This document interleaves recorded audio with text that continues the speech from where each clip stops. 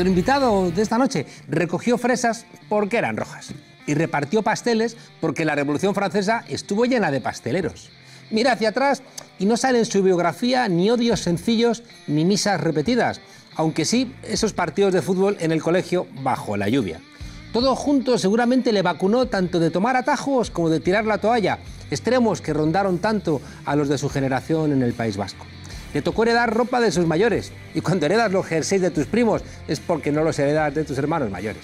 Y así poco a poco se te mete la conciencia de clase, porque no te queda más remedio que recordar los jerseys de Marcelino Camacho en la cárcel de Carabanchel que le tejía Josefina. Y las ganas también de estrenar unos pantalones. Cuando heredas jerseys, libros y chaquetas, es más fácil que mires al mundo a la cara y con cierta compasión. Nuestro invitado ha tenido momentos de euforia obrera, muchos bajones y sobre todo esos valles que da el trabajo sindical, donde, como le ocurre a los padres con sus hijos, la rutina permite que los niños crezcan porque no puedes despistarte con una permanente épica ni tampoco sucumbir en la eterna tragedia, ya que hay que cuidar que el salario llegue a fin de mes. Cosas prosaicas. Los primeros de mayo sabe que son momentos de reivindicación y de fiesta, porque sabe que la revolución, si viene, vendrá bailando. Lo conocí en un concierto de Ismael Serrano y cuando cantó lo de Papá, cuéntame otra vez, él cambió la letra y empezó a tararear.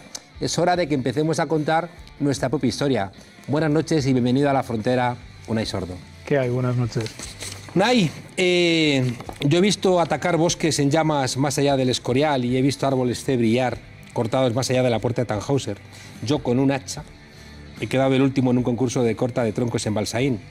Tú vienes del sector de la madera, pero como en Blade Runner ese pasado parece que se ha desvanecido como lágrimas en la lluvia.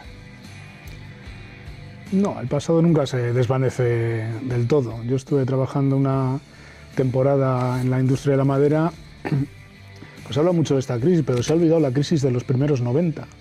Cuando yo terminé de estudiar había una tasa de paro en Euskadi incluso mayor de la que ha habido en esta crisis. Y en el Gran Bilbao, en la margen izquierda, hubo unos años de muchísima dificultad para encontrar trabajo, ¿no? Yo estuve varios años haciendo trabajos esporádicos, pues lo que has comentado de los pasteles, las campañas de recogida de la fresa en el pueblo materno, en Valladolid, y finalmente pude entrar a trabajar en una fábrica que hacíamos tableros de madera, estos que luego se venden para hacer cosas en las casas y este tipo de cosas.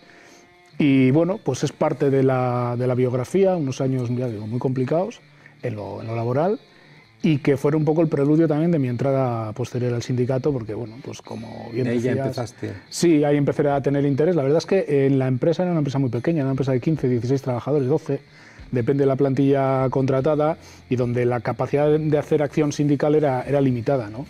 Entonces, como yo tenía mucho esa inquietud, empecé a colaborar en el sindicato con cuestiones más vinculadas a la juventud, a la Secretaría de Juventud, de una forma militante, como colaborador. Y un poco, pues casualidades y causalidades de la vida, pues entré en el sindicato pues a raíz de salir de esta empresa de madera, despedido, tuve un conflicto en el despido, y justo yo con un proceso de congreso en el sindicato y continué en la Secretaría de Juventud y empezó así un poco toda la historia. ¿Sí? Te imaginaba ahí cortando troncos con el hacha, pero... No, ya está un poco más maquinizado el asunto. Era duro el trabajo, pero tanto como eso no. Hoy hace ya más de una década de la caída de Lehman Brothers. Y tenemos una novedad, que es que se crece pero no se distribuye, ¿no? Como tú has planteado en algún artículo. ¿Hay un cambio estructural en los patrones económicos de nuestras sociedades? Sí, porque la caída de Lehman Brothers y la crisis lleva ya esa doble recesión una década, hasta el año 2014 prácticamente, vuelve a repuntar la macroeconomía. Se ha aprovechado esa crisis, la cobertura que ha dado esa crisis, para hacer un proceso de reformas estructurales muy importantes, ¿no? En España y en toda Europa, y que están configurando una sociedad distinta a la que teníamos, donde los canales de distribución de la riqueza, a veces de forma más imperceptible de lo que se debiera, se ha modificado de una forma muy importante, ¿no? Y yo creo que estamos en un momento en el que el crecimiento económico no se distribuye no por casualidad, sino precisamente porque se han adoptado medidas en materia laboral, de pensiones, en política fiscal, muy condicionadas por el poder económico, en cómo ha sido capaz de imponerse al poder democrático en esa gestión neoliberal de la crisis, que creo que nos ha traído a este escenario, ¿no? De crecimiento sin reparto, que creo que hay que modificar de forma rápida. Recuerdo una frase del presidente de la patronal francesa diciendo que había que sacar de la Constitución francesa todos los artículos que habían metido el Consejo Nacional de la Resistencia, ¿no? Y tengo la sensación de que tiene una cierta conciencia de revancha, ¿no? Y, por decirlo en términos académicos, ¿no? Que se tiene que ir a la mierda toda la democracia y las relaciones laborales. Sí, en esos términos académicos que planteas, yo creo que ha habido un salto atrás muy importante, ¿no? Y ha habido una especie de revancha. No está mal empleada la palabra.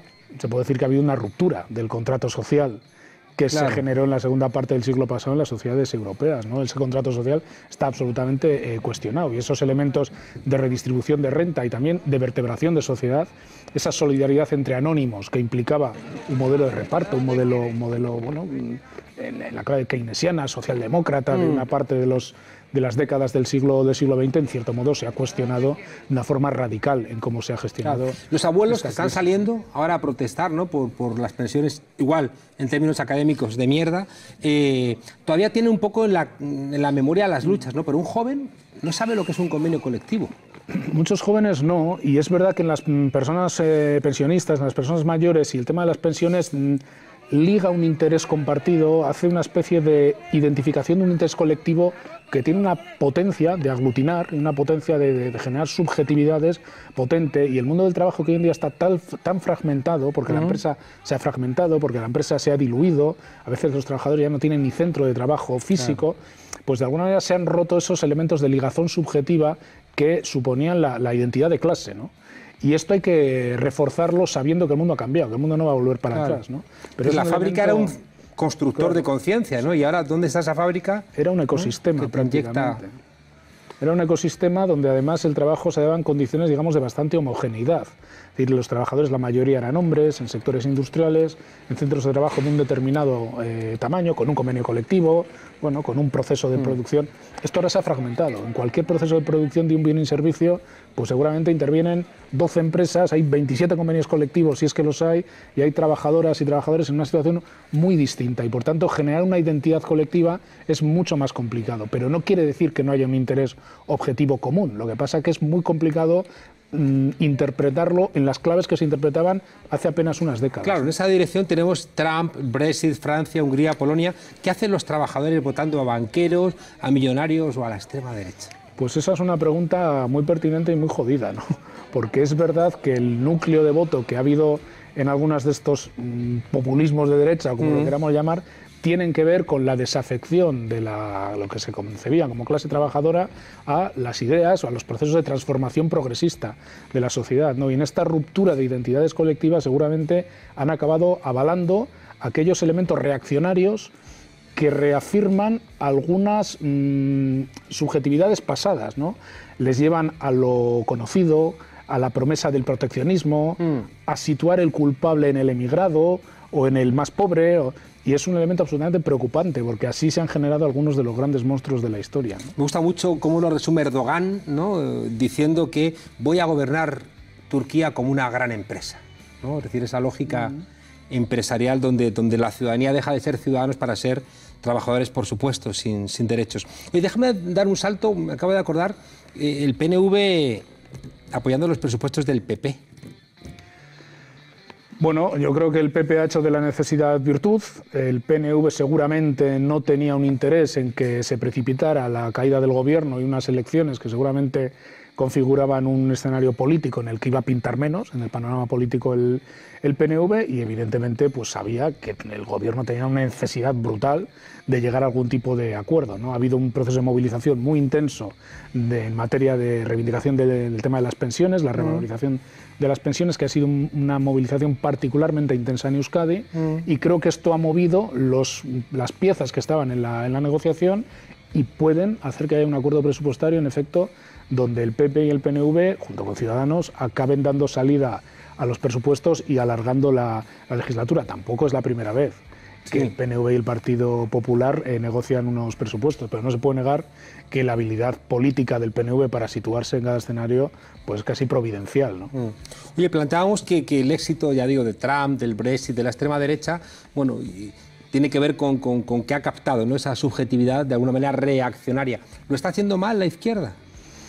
Yo creo que la izquierda está teniendo problemas de adaptación a un tiempo en el que, en mi opinión, lo que ha ocurrido es que la capacidad de la economía, de los agentes económicos, del poder económico, de trascender y manejar las decisiones de la política democrática, pues se han dado de facto, ¿no? Es decir, hoy en día la izquierda, la socialdemocracia, o lo que está situado a la izquierda de la socialdemocracia, seguramente hace unos planteamientos de política económica y de política de redistribución que, cuando llega al poder en los marcos de los estados-nación, tiene serias dificultades en llevar adelante, porque el poder económico hoy en día es capaz de condicionar de una forma brutal las políticas económicas. Lo hemos visto en la crisis, en el caso de Grecia, pero también en España, en Portugal de otra manera, en Francia incluso. ¿Pues implicaría que entonces ya la izquierda es imposible? No, yo creo que la izquierda simplemente es una frivolidad decir simplemente, la izquierda tiene que resituar los términos de un nuevo contrato social que creo que va a tener que trascender de los modelos de gobierno en el Estado-Nación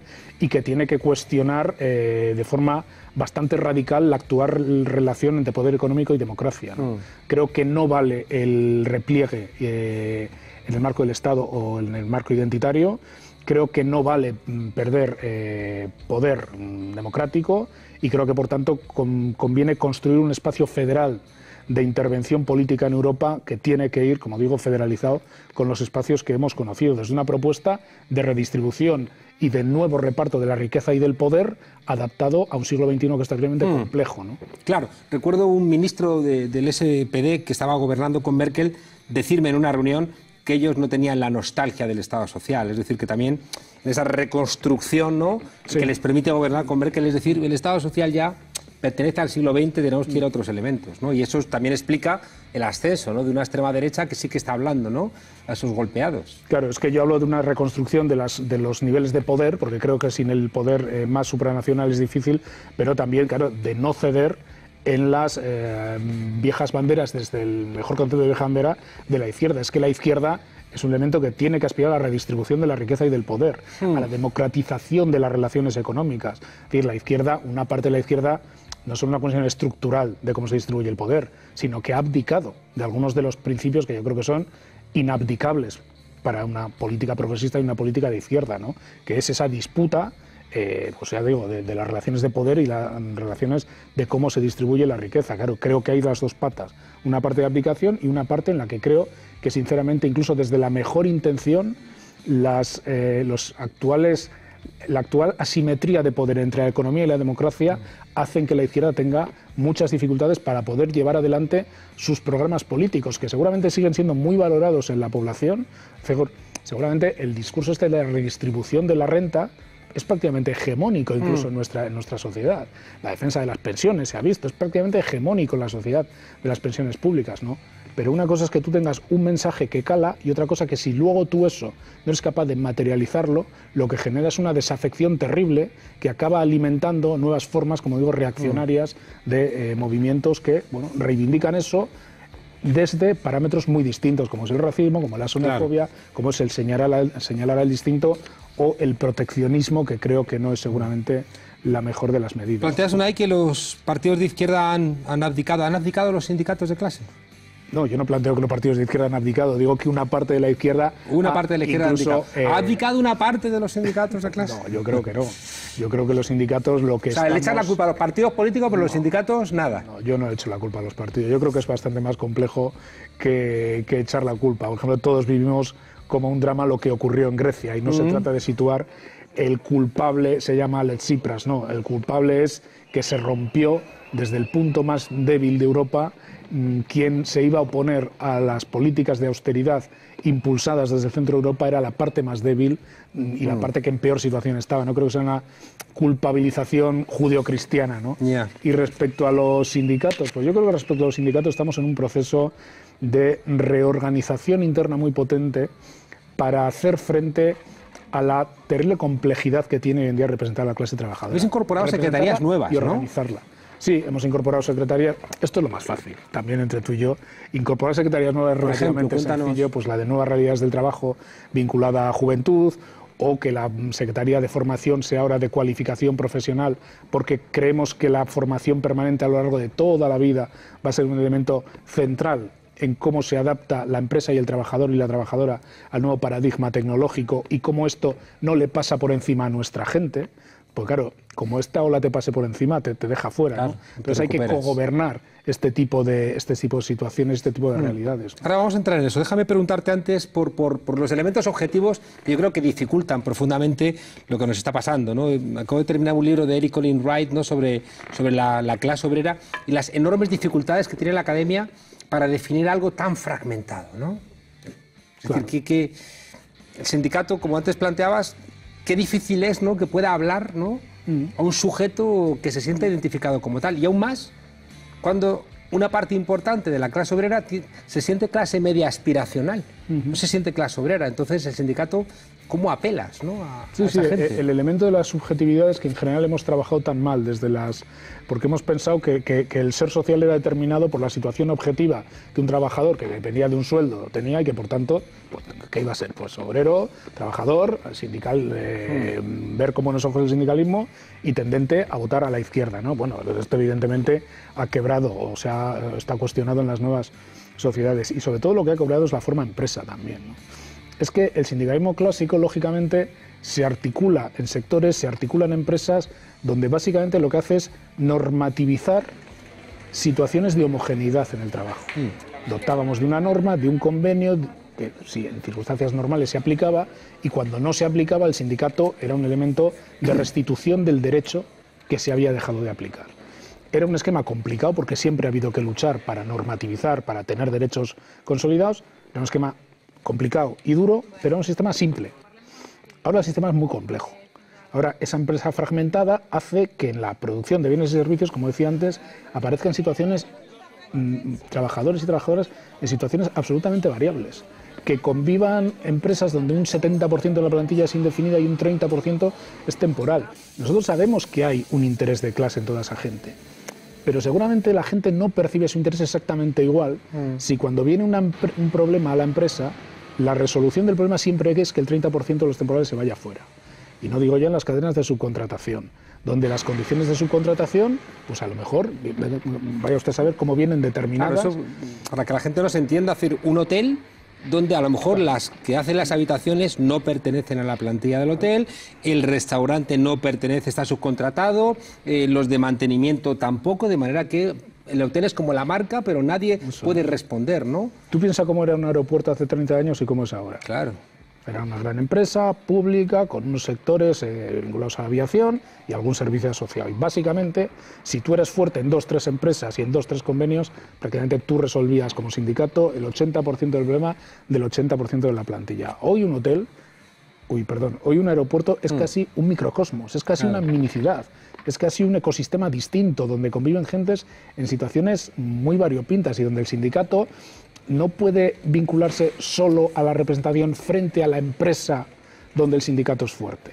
El sindicato tiene que abrir nuevas formas de organización horizontal para que las partes donde seguimos siendo fuertes, donde hay secciones sindicales potentes, se relacionen con el múltiple mundo de precariedades diversas, que es donde está la gente, que es donde está la gente joven, donde están las mujeres, y que tienen que entender que la parte fuerte del sindicato también se ocupa de su problema, aunque trabaje en una empresa distinta a AENA, Iberia y no sé qué. Eso no implica, Unai, si el sindicato quiere representar algo tan plural, que el sindicato tiene que de alguna manera descentrarse. Es decir, que estoy pensando en algunas empresas donde desaparece la jerarquía y como que la autoridad, dicen ellos, se distribuye, ¿no? Y la manera de que funcione es que hay un intercambio constante de información. Ponen el ejemplo de cómo funciona nuestro cerebro, ¿no?, con billones, ¿no?, de relaciones sinápticas, ¿no?, donde centenares de millones de neuronas, y ninguna es la jefa. Y la manera que el cerebro funciona es porque están constantemente intercambiando información. Un sindicato que tiene que representar a esa fragmentación, un sindicato que tiene que representar a los que a lo mejor no están trabajando, a los que están buscándose la vida. Eso obliga al sindicato a repensarse de una manera, digamos, más, no quiero utilizar la palabra rizomática porque es como muy académica, pero una manera como mucho más plural, ¿no? Sí, hay que dar respuestas distintas porque los problemas son distintos. Lo que no quiere decir que el problema solo sea de descentralización, porque el sindicalismo en España ya en sí es terriblemente descentralizado desde el momento que la forma de elección democrática en las empresas, de los comités de empresa o las juntas de personal, se elige en la empresa y son lo que llamamos representación unitaria de los trabajadores, donde aparece la sigla del sindicato, el sindicato tiene representación ahí, pero la representación es descentralizada. Ni siquiera el sindicato puede quitar o poner a un delegado una vez que se han hecho las elecciones sindicales. No es tanto de descentralización como de nuevas formas de organización horizontal donde la parte fortalecida, fuerte del mundo del trabajo, se vincule mejor a la parte debilitada y precarizada de la fragmentación de empresas. Y donde la estructura que tiene el sindicato, que depende de los recursos del sindicato, de las cuotas, de todo esto, aparezca también, porque hay otra cosa que es muy importante. Una buena parte del mundo del trabajo tiene capacidad de autoorganizar, digamos, de organizar endógenamente el sindicato en la empresa, una parte. Pero la mayor parte no, o con muchas dificultades, por el perfil de empresas que hay en España. Pequeñas, muy pequeñas, microempresas, sin centro de trabajo, desmaterializado el centro de trabajo, y donde el sindicato tiene que aparecer como un elemento de oferta sindical, en el mejor del sentido de la palabra oferta, es decir, tiene que interactuar desde fuera, tiene que organizar desde fuera, porque es muy difícil en una empresa de servicios de 8 trabajadores o trabajadoras, la autoorganización si no tiene un elemento externo que lo organice. Que haga de catalizador, ¿no? Que catalice y que lo vincule a las partes fuertes del sindicato. Porque esa pequeña empresa seguramente va a ser suministradora o subcontrata de una gran empresa, donde a lo mejor sí hay una sección sindical o un comité de empresa. ¿Cómo vinculamos todo eso? Pues yo creo que ese es el gran reto organizativo que tenemos el sindicalismo en este momento. Creo que es idéntico, Unai, al problema de los partidos políticos. Es decir, que los partidos políticos pueden tener una beta electoral, jerárquica, mediática, dirigida, ¿no?, a la ocupación de puestos en las instituciones, pero luego o tiene una pata descentralizada, autónoma, no jerarquizada, en relación con la pluralidad social, o los partidos políticos se convierten en estructuras burocráticas viejas. Es decir, creo que los partidos políticos, los sindicatos, las universidades, o se adaptan a esta fragmentación del siglo XXI o están condenados a envejecer. Evidentemente, si entendemos como burocratización el trabajo ordinario del sindicato acostumbrado a actuar solo a demanda del problema, que generaba una norma por arriba y cuando la norma se dejaba de cumplir aparecía, yo creo que ese sindicato tiene alas cortas. El sindicato tiene que ser un elemento de mucha mayor proactividad y de entrada en el mundo del trabajo. A diferencia de los partidos políticos, porque lo que dices yo matizaría alguna cosa, el partido político encuentra una audiencia electoral a través de elecciones generales, autonómicas, las que sean, ¿no? El sindicato, su audiencia electoral, la representatividad otorgada mediante las elecciones, por hacer la analogía con la política, sería como si se hiciera prácticamente por portales. Porque allí donde el sindicato recibe el voto de la gente es en el centro de trabajo o en cada una de las empresas. No hay una elección sindical general. Por tanto, esa representación que emana desde el centro de trabajo y que es lo que nos da la capacidad de negociar y que lo que negociamos se aplica al conjunto de los trabajadores es muy importante, pero aparte de la función representativa del sindicato, yo creo que en este momento toca reforzar la parte organizativa del sindicato. El sindicato otra vez, esto en el fondo tiene mucho de vuelta también a los primeros conceptos del sindicalismo adaptado al siglo XXI, ¿no? El sindicato como un elemento de organización de las realidades múltiples, que es un poco de donde nacen las propias comisiones obreras, ¿no?, que surgen como un movimiento de organización más o menos espontánea, más o menos dirigida desde la clandestinidad política, en una oposición en aquel momento a un régimen, al régimen franquista. Hoy no tiene nada que ver la situación, pero sí tenemos una necesidad de refortalecer esa capacidad organizativa, porque solo ya con la legitimidad representativa que nos dan las elecciones sindicales y las normas legales, no sirve para interpretar correctamente y para dar solución a los múltiples problemas que tiene la gente trabajadora, ¿no? Para lograr eso, a mí se me representa mucho más complicado un sindicato, ¿no?, que sea capaz, ¿no?, de dar respuesta puntual a todas esas necesidades, aun teniendo que hacerlo, pero me parece más fácil acercarte a una idea de sindicato cuando te identificas con ese sindicato, ¿no? Y tengo la sensación también de que una de las grandes pérdidas de los sindicatos ha sido perder cuando ellos mismos, ¿no?, se fragmentaron junto con la clase obrera y surgieron sindicatos que ya no eran de clase, pero que el sindicato pierde de alguna manera esa condición mística, ¿no?, de ser la herramienta por excelencia que tenías para mejorar tu situación y la de tus hijos. Sí, yo creo que pérdida de esa mística tiene que ver también con los cambios de los tiempos, ¿no? Es decir, el sindicato, Comisiones Obreras, por ejemplo, tiene una mística muy vinculada a la lucha por las libertades, a la lucha contra el franquismo, a la recuperación de las libertades democráticas, ¿no? Eso, en el momento que la sociedad española va cambiando también su forma de entender la participación pública, la dinámica social y todo esto, acaba haciendo que se genere un sindicato como un espacio más de utilidad que de místicas y de emotividades. Somos siempre la organización con más afiliación de este país de largo, pero una parte no menor de esa afiliación a lo mejor ya no busca tanto un elemento de organización permanente, de mística y de reivindicación, como una organización útil para resolver sus problemas cotidianos, que la nominan. Esto es muy importante, porque es muy importante que la gente te vea útil, porque a nosotros de literatura el sindicalismo no puede vivir, pero no es suficiente, porque entonces sí es cuando puedes acabar construyéndote una especie de, pues, de organización de gran gestoría sindical, de buena gestoría sindical. Y eso no es un sindicato de clase. Eso también tiene que formar parte de un sindicato de clase, pero eso no es un sindicato de clase. Una vez más, cabalgar contradicciones, ¿no? Que es una de las claves del siglo XXI. Cada vez, ¿no? Las grandes dificultades nos llevan a que vamos a tener que ser varias cosas al tiempo, locales y globales, ecologistas y garantizar el consumo, ser partido y ser movimiento, ser útiles pero también dar identidad, ¿no? Y de alguna manera cabalgar todas esas identidades solamente me las represento incrementando los canales de diálogo internos. De diálogo, muy bien visto, de diálogo interno, de deliberación compartida. A mí una vez me comentaba un compañero en una asamblea en Mérida. Me decía, oye, esto del sindicalismo de proximidad, patatín, patatán, esto, ¿cómo leches lo explicas? Dice, yo estoy de acuerdo, pero ¿cómo lo explicas tú a una plantilla donde el 40% de la plantilla es temporal?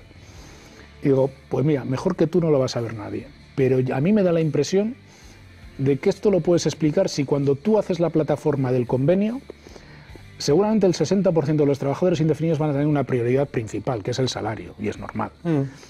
El 40% de los temporales también tendrán una prioridad del salario, pero a lo mejor priorizarían más la conversión de una parte de esos contratos temporales en indefinidos.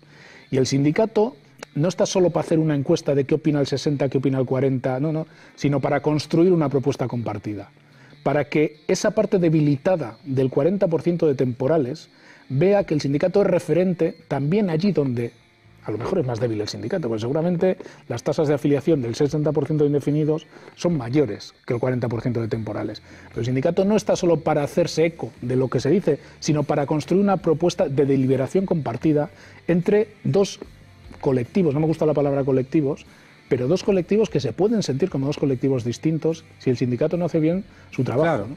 Pero eso nos lleva de alguna manera otra vez a recuperar cierta mística. Es decir, hace falta que el liberado sindical no sea visto como un burócrata, sino todo lo contrario, sino que tenga algo de misionero patológico que decía García Lorca, que tenían que ser los que quisieran llevar la cultura al pueblo, ¿no?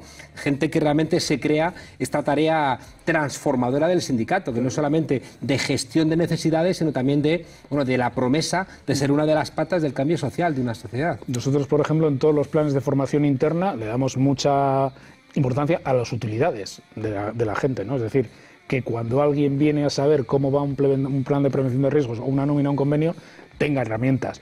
Pero le damos mucha importancia a la formación sociopolítica en el sentido menos partidario, ¿no? Es que esto es un sujeto de transformación social, o debe serlo. Y no podemos ser simplemente un gestor de necesidades o de gestoría sindical de necesidades de la gente, ¿no?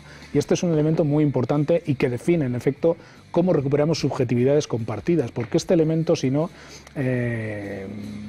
nos deja cojos, ¿no? Si no hay una cierta, pues eso, no sé si la palabra es mística, pero reconstruir algo que sirva como una especie de sucedáneo de aquello que en su día denominábamos identidad de clase, ¿no? De subjetividades, ¿no? Es decir, de ese reflejo que nos da el espejo, ¿no? Cómo nos sentimos, cómo leemos nuestro yo. Guy Standing, ¿no? Sabes que ha hablado del precariado, ¿no? Como una nueva clase social. Estamos hablando de gente que tiene condiciones laborales deplorables, ¿no?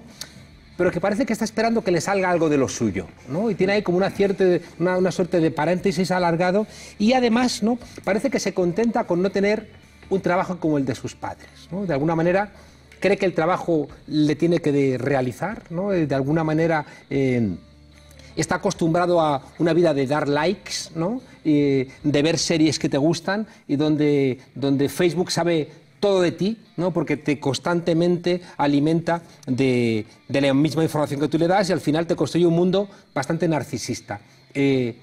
¿Cómo demonios, ¿no? entras en ese narcisismo autocomplaciente, pero también indignado porque tienes una vida de mierda, con un salario de mierda, donde hace 10 años ser 1000 eurista era un insulto y hoy ¿cuánta gente no suspiraría por esos 1000 euros? Hablabas al principio de la canción de Ismael Serrano, la bronca generacional de Papá, cuéntame otra vez, y cómo en los últimos años, ya cuando presenta la canción, ya no lo presenta como una bronca generacional, sino decir, oye, ya vale de echar broncas y vamos a construir nuestro...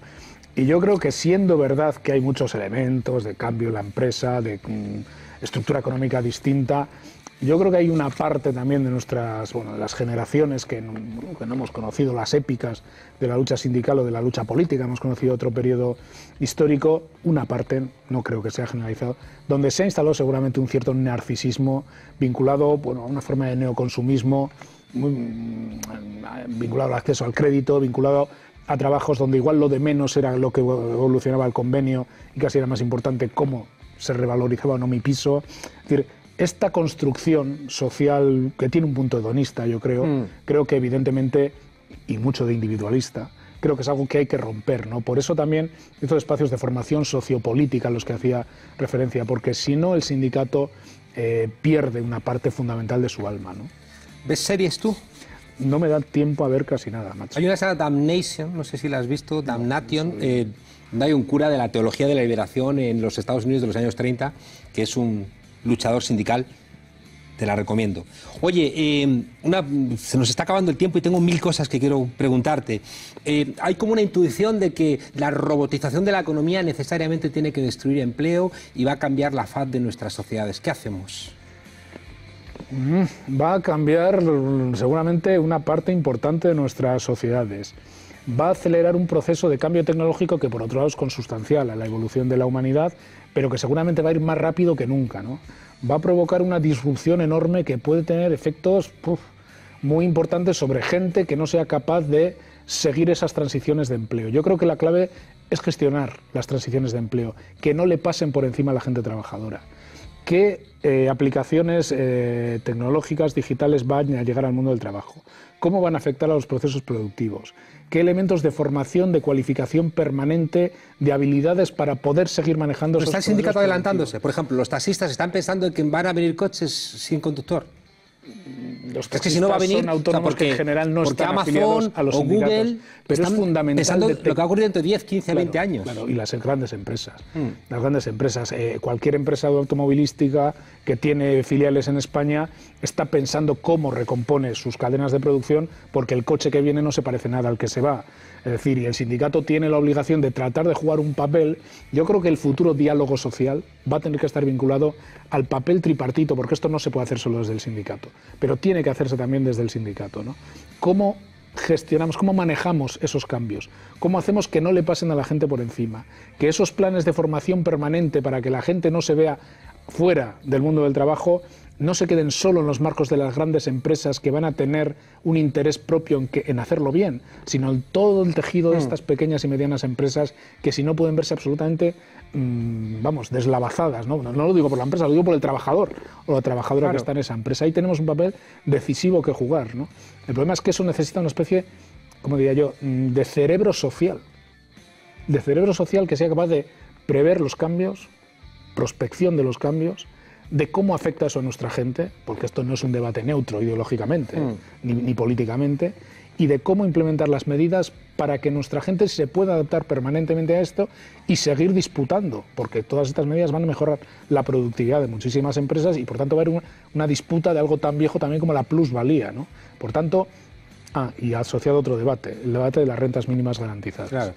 Por muy bien que hagamos todas esas transiciones, van a ser tan disruptivas en algunos sectores que van a dejar gente fuera seguramente. Claro. La gente no se puede ir a la exclusión social. Veo dos problemas. Uno es, como dice Paul Mason, que el capitalismo a partir de los años 70 ha recuperado la tasa de ganancia en un momento de cierta depresión de los sindicatos. Entonces la recuperación de la tasa de ganancia ha sido con con capital, con máquinas que sustituyan a trabajadores. Y por tanto, está como pendiente la posibilidad de esa robotización, pero que con una presión sindical permita, bueno, pues generar empleo, porque si no, al final, ¿quién va a comprar, ¿no? Como tú dices, esos bienes? Si no hay una inteligencia social que prevé que tienes que solventar el segundo gran problema, que es el cortoplacismo del capitalismo, ¿no? Es decir, esa mirada miope, donde dice, no, yo solvento mi problema, ¿no? Y me da igual lo demás, que además genera problemas añadidos como pequeñas empresas, o pequeños grupos, ¿no? Que son grandes empresas, que generan riquezas enormes, que al final van a la especulación,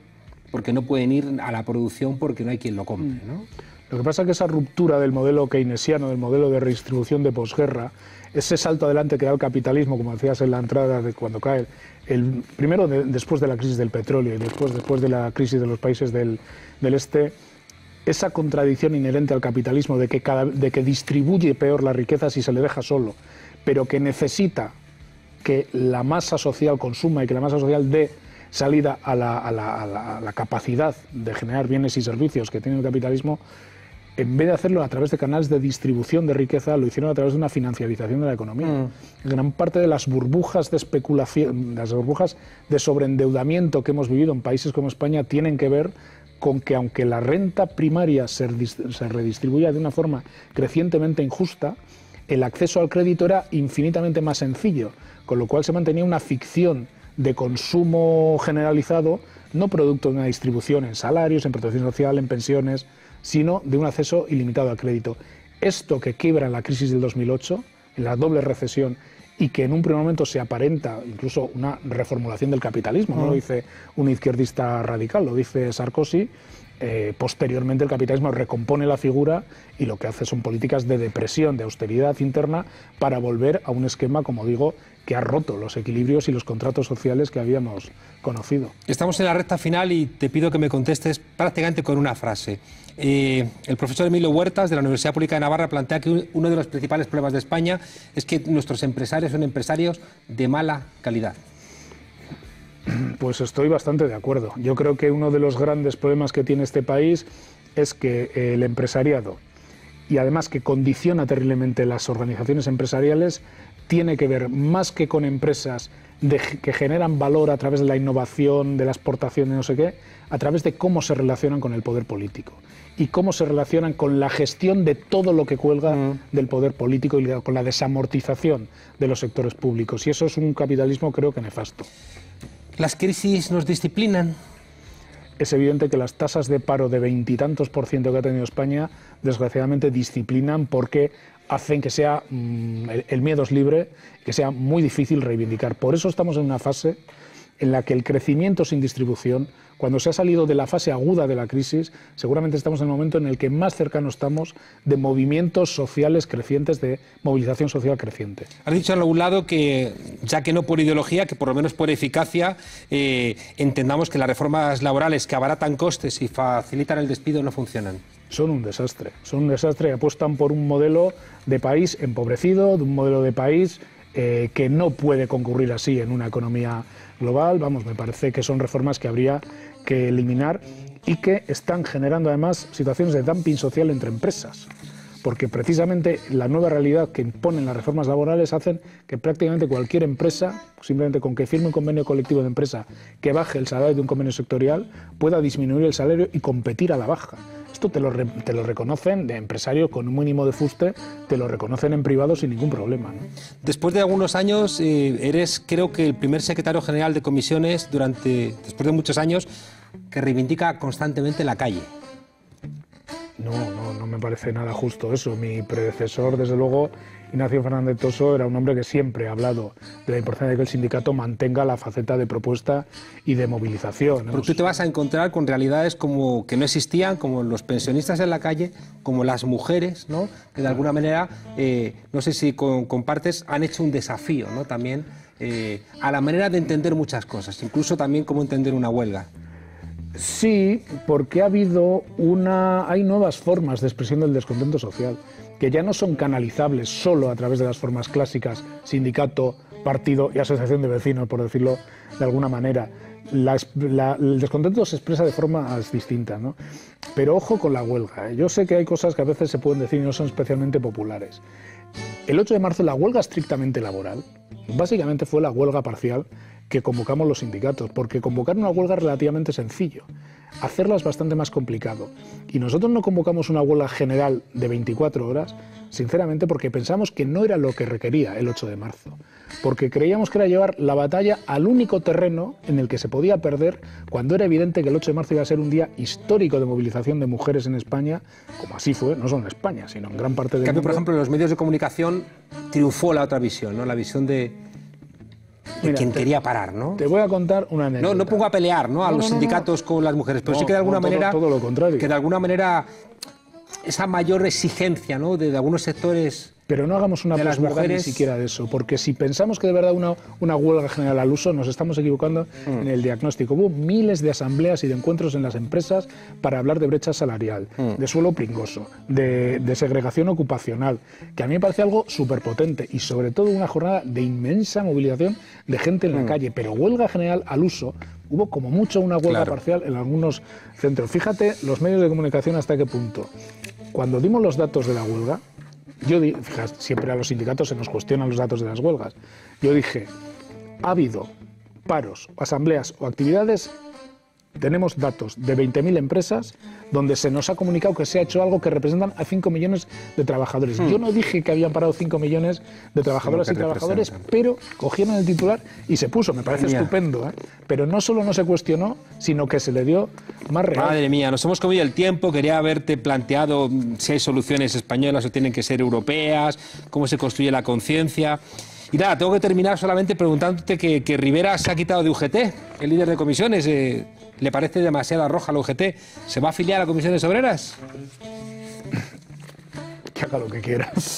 Que haga lo que quiera. De momento, con que se reúna con el sindicato, porque todavía no me ha mantenido una reunión oficial, yo con eso me conformo. Yo me fui de comisiones con Fidalgo y con algunas cosas que me parecía que debilitaban a los trabajadores. Cuéntame por qué debiera volver a afiliarme a Comisiones Obreras. Pues porque creo que somos un proyecto sindical con todas las dificultades que tiene hacer sindicalismo en el siglo XXI, que está haciendo un esfuerzo enorme por situar organizativamente y no solo a nivel de discurso al sindicato en la realidad múltiple del siglo XXI. Yo te animo a que vuelvas y un día nos tomamos un vino y te damos un carnet. Ahí está, pendiente.